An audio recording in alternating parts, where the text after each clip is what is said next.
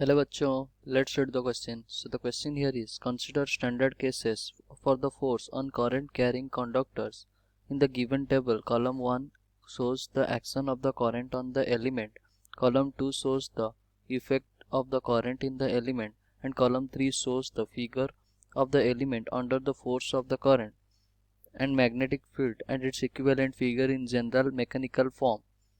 What happens when a finite length current carrying wire is kept parallel to another infinite length current carrying wire? Okay, तो question क्या पूछ रहा है?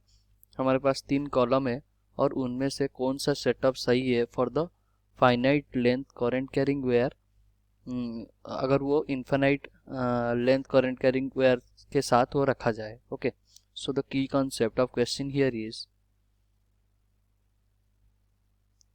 अगर हम देखें हमारा जो करंट कैरिंग वेयर होता है, मान ले करंट कैरिंग वेयर के बारे में हम कुछ देखते हैं कि मान लो हमारे पास एक करंट कैरिंग वेयर है ऐसे. ओके, और ये करंट ऐसे जा रहा है. तो अगर इसके अबाउट, ये जो वेयर के अबाउट तो मैग्नेटिक फील्ड अगर बताना होगा तो हम कैसे बोलेंगे? पाम रूल से हम बता पाएंगे. कौन से रूल? पाम रूल से हम बता पाएंगे. मान लो आपका जो थंब है, ये एक थंब हो गया. ओके, ये thumb represent the direction of current and your palm, ये पाम हो. ओके, तो ये क्या हो गया? जैसे कि थंब जो है ये रिप्रेजेंट करेगा द डायरेक्शन ऑफ करंट. ये हो जाएगा direction of current and palm will represent the direction of, इधर की तरफ. ओके, ये क्या हो जाएगा? Direction of magnetic field, direction of magnetic field. Okay, और हम क्या जानते हैं, जैसे कि हमारा जो फोर्स लगता है, force due to current carrying wire, तो हम कैसे लिखते हैं? फोर्स जो होता है, फोर्स, तो मान लो हमारे पास एक कुछ ऐसा वेयर था. ओके, और ये एक छोटा सा वेयर हमारे पास है, फाइनाइट वेयर, और ये इनफाइनाइट वेयर. तो इसके लिए इनफाइनाइट वेयर के वजह से फाइनाइट वेयर के ऊपर कितना फोर्स लग रहा होगा, ये हम कैसे निकालेंगे? F equals to I into D L cross B. Okay, तो यहाँ से हम पाम रूल से बता पाएंगे ये जो वेयर है इसके लिए मैग्नेटिक फील्ड कहाँ जनरेट हो रहा है? अंदर की तरफ यहाँ जनरेट होगा. ओके, और जो डीएल है, मान लो ये आपका डीएल वेक्टर हो गया और ये डीएल वेक्टर इधर की तरफ. अगर हम देखें तो हमारा फोर्स जो जनरेट होगा वो किस तरफ जनरेट होगा? ये हम राइट हैंड थंब रूल से बता पाएंगे, ये हमारा इस तरफ जनरेट होगा. ये हमारा फोर्स जो होगा ये इक्वल्स टू, मान लो इसमें I1 करंट जा रहा है, इसमें I2 करंट जा रहा है, तो हमारा जो फोर्स होगा I1 sorry I2 into DL cross B, that is इधर इधर B कितना लग रहा होगा? मान लो ये डिस्टेंस है D. ओके, तो हमारा B क्या हो जाएगा? New not I upon 4 pi D. Okay, और ये I क्या होगा? ये I1 होगा. ओके, तो ये हमारा force due to the infinite wire on the finite where.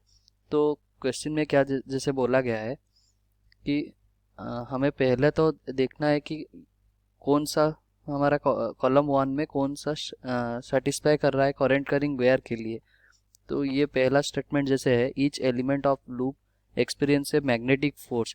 देखिए लूप तो बोला है तो ये तो नहीं होगा. व्हेन ए कंडक्टिंग रॉड के बारे में पूछा ही नहीं. Wire is suspended freely in air. Okay, third option can be our correct choice. So third से हम शुरुआत करते हैं। ये थर्ड ऑप्शन हो गया। फोर्थ दिया है क्या, करंट विल फ्लो। इसमें करंट तो पहले से ही फ्लो कर रहा है, उसका मतलब वो सर्किट नहीं बना रहा है, तो हमें करंट कितना है वो है बताना है। तो थर्ड ऑप्शन से हम चालू करते हैं। तो कॉलम 1 से थर्ड हम पिक किए, तो कॉलम 2 से देखते हैं। Turns in the same direction, कुछ सेटिस्फाई नहीं कर रहा है। टर्न्स क्या होता है, लूप स्ट्रेचेस, इसके लूप के बारे में पूछा ही नहीं है। तो थर्ड ऑप्शन पढ़ते हैं, equilibrium of a current carrying conductor. हाँ ये हो सकता है। या फिर स्लाइड्स ऑन कंडक्टिंग रेल्स, ये रेल तो बना ही नहीं रहा है, तो ऑप्शन ये भी थर्ड हो गया। तो कॉलम 1 से थर्ड, 2 से भी थर्ड, तो फोर्थ से कौन सा होगा। ये रेल के बारे में पूछा है, ये तो नहीं है। लूप के बारे में पूछा है, ये भी नहीं है। ये तो कोई स्प्रिंग दिया है, और ये करंट कैरिंग वो फोर्थ ऑप्शन के लिए शायद हुआ होगा। तो option M can be our correct setup. तो 3 can be our correct setup. Okay, तो इसमें देख लेते हैं जो डी में जो दिया गया है, तो इसमें फोर्स किस डायरेक्शन में लगेगा वो देख लेते हैं। जैसे कि हमें बताया गया है कि ये एक करंट कैरिंग वायर है जो कि फिक्स्ड है। ये क्या है, ये फिक्स्ड है। और यहाँ एक फाइनाइट वायर ऐसे है। ओके, ये फाइनाइट वायर हो गया। और इसमें करंट क्या दिया गया है, इसमें इस डायरेक्शन, इसमें अपोजिट करंट दिया है। ओके, मान ले ये वाले में करंट इस डायरेक्शन में जा रहा था, कुछ I1 मान लो, और इसमें करंट इस डायरेक्शन में जा रहा है, I2 मान लो। ओके, तो ये जो डीएल वेक्टर होगा, तो ये करंट डायरेक्शन में होगा डीएल वेक्टर। तो अगर ये जो इन्फानाइट वायर है, ये infinite wire, okay, infinite wire की वजह से मैग्नेटिक फील्ड किधर की तरफ जनरेट होगा, out to the plane generate होगा। हम पाम रूल से निकाल सकते हैं, क्योंकि हम करंट के डायरेक्शन में अपना थंब को प्लेस करेंगे, और जो जहाँ पाम रहेगा उधर की तरफ हमारा मैग्नेटिक फील्ड आ जाएगा। तो हमारा जो मैग्नेटिक फील्ड आएगा आउट टू द प्लेन आएगा। ओके, ये आउट टू द प्लेन आया। तो हमारा ये जो I2 में फोर्स की जो हमारा फाइनाइट वायर है उसमें फोर्स कैसे लगेगा, तो डीएल क्रॉस बी करेंगे। ये डीएल वेक्टर आई के डायरेक्शन में होगा।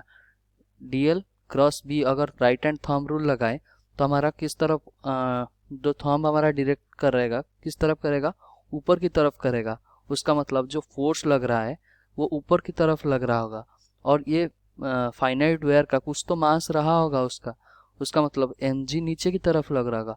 और ये दोनों क्या करेंगे, बैलेंस करेंगे। तो F इक्वल्स टू mg होके F B due to magnetic field equals to mg होके वो बैलेंस होगा।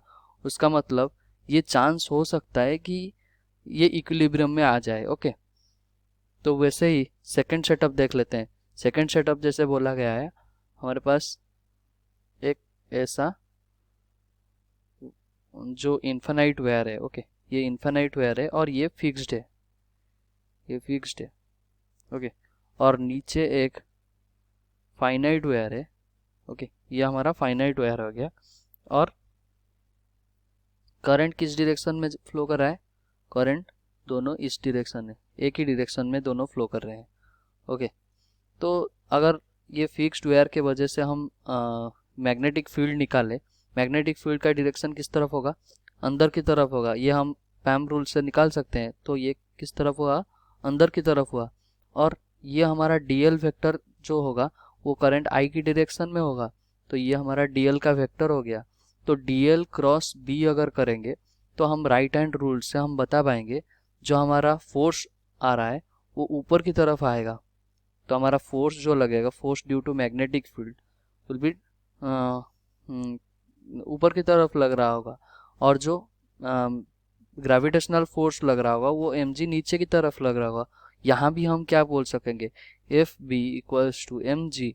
ओके, कहीं ना कहीं ये अगर हमारा करेक्ट सेटअप हुआ तो ये हमारा इक्विलिब्रियम अटेन कर सकता है। तो option C, sorry option M suits to the both the statement, that is where is suspended freely in where equilibrium of current carrying conductor। Okay, ये दोनों के साथ option M, that is this setup ये suit कर रहा है उसके साथ। So option D is our correct answer. Hope you understood well. Best of luck, thank you.